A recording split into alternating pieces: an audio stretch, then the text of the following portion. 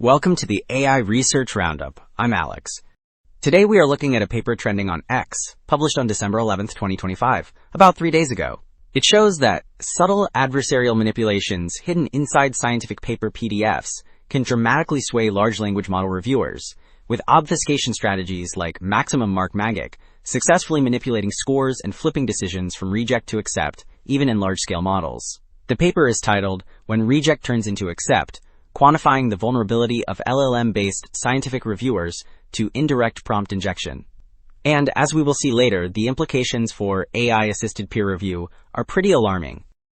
So that high-level vulnerability result just described comes from a pretty systematic setup, and Figure 1 lays out the full adversarial evaluation pipeline. The left block shows rejected paper PDFs and adversarial prompts flowing through a converter that turns each PDF into structured text. The middle stages inject different attack strategies and then send all paper variants to multiple model providers through one dispatcher. The right block parses the strict JSON reviews, checks whether scores inflated or failed, and aggregates the outcomes so the authors can measure decision flips at scale. Figure 1 established how the pipeline processes attacked papers, and Table 1 now spells out which models sit at the end of that pipeline. The top block lists 8 open-source models run locally, ranging from smaller 8 billion parameter systems like Tulu 3 and Llama 3.1 up to 32 billion DeepSeek R1. The lower block lists 5 proprietary models accessed over application interfaces, including Claude Haiku, Gemini 2.5 variants, and Open AI GPT-5 and GPT-5 Mini, so the attacks probe both community and frontier systems.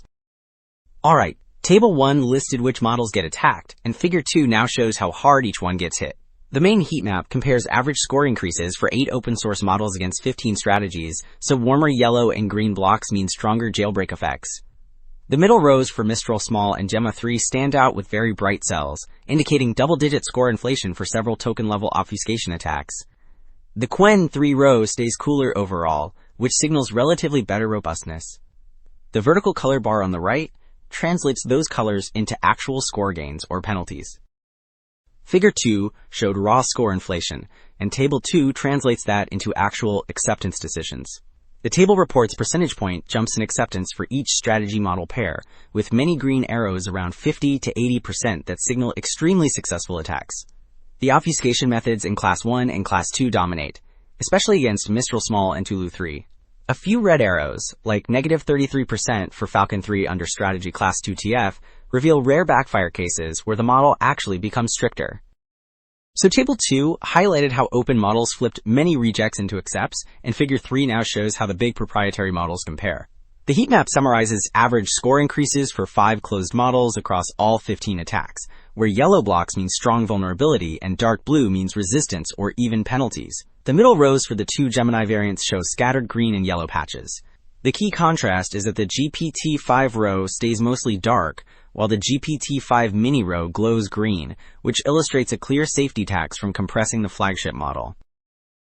The previous figure compared closed models in a grid, and Figure 12 now maps open-source models onto a 2-dimensional risk landscape. The horizontal axis shows normalized score inflation, while the vertical axis shows how often rejects flip to accepts. Falcon 3 sits in the top right, which means high inflation and many critical flips, a catastrophic combo. Quen 3 lies in the bottom left with both numbers low, signaling strong robustness. Other models scatter in between, tracing a clear gradient of risk. Well, Figure 13 zooms in on the proprietary models and plots their average score inflation against how often rejects flip to accepts. The main cloud of points sits very low on the vertical axis, which means flips are extremely rare. GPT-5 hugs the bottom left corner, acting like a fortress with tiny inflation and almost no flips. GPT-5 Mini and Claude Haiku drift rightward with noticeably higher inflation, while the 2 Gemini models sit slightly higher, showing the largest but still sub 1% flip rates. So the big message is that large language model reviewers can be pushed from reject to accept by tiny invisible prompts in PDFs, and that model size alone does not guarantee safety. The broader implication is clear. Conferences and journals need hardened pipelines, not just stronger models. That is it for this episode of the AI Research Roundup. I'm Alex. Thanks for listening.